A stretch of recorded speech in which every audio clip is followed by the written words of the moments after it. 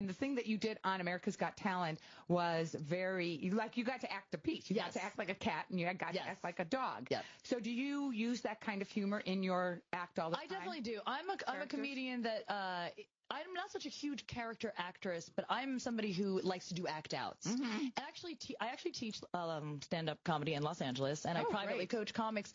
And when I'm working with someone, I tell them to authentically be themselves. And if you haven't that's the hardest thing for people to do. It really is. And especially for certain actors. Like if I work with someone who has years of experience on stage, I know for me coming from stage, I came with really bad habits when I was doing stand-up comedy. I was like, I'm a stand-up and I'm doing comedy. Right. Instead of just talking and being myself. It took me a while. So I think people that are naturally good at doing act outs, I tell them to do that. And people that aren't, I tell them not to. Yeah, stay away from something like this. It is because it doesn't look right. It doesn't feel right. The audience is super perceptive. Now, I always ask comedians that we have on the show this question. Yep. Do you remember your very first joke that you did as a stand-up? Yes, I do. I remember. Everyone remembers. I don't have the memory that you have, but something like that, people, you just never forget your first time.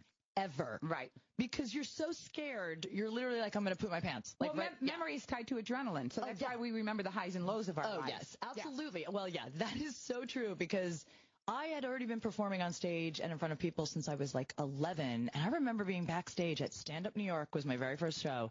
And I'm like, who's Jodi Miller? Like, when they call me, I'm not going on that stage. Like, I don't know who she is, but somebody better fill in. Get the bodybuilder, because I don't know what's going on. Like, I don't even know her yet, but get her. So I went up there, and my set was so generic. I mean, at 24, you don't even know who you are. You don't know your voice. You can't have a specific voice because you don't know who you are. You're finding yourself. And my first joke was that I just got back from vacation, and I was peeling, and it's so uncomfortable when you're peeling in places you shouldn't be scratching. And I did an act out where I'm like trying to rub my boobs with my hand. It was so, looking back, I'm like, who? And then I did a joke about cordless phones. That's how long ago it was. I need to get a new cordless phone, everyone. Isn't that crazy? Like, it was just stuff like that. And but everybody loved it. They were like, great. I think it's because with stand-up, it is a lot like fake it till you make it. Like, right. Don't let them know. As long as you have the rhythms. You have the rhythms and you don't appear nervous. Comics are when they first start out, they're so scared of the audience. But guess what? The audience is far more scared of you. Yeah. They're so scared of you that you're going to pick on them. And if you're like nervous, people want to put you out of your misery. Yes. So they want to kill you. Yes, exactly. Yes, absolutely.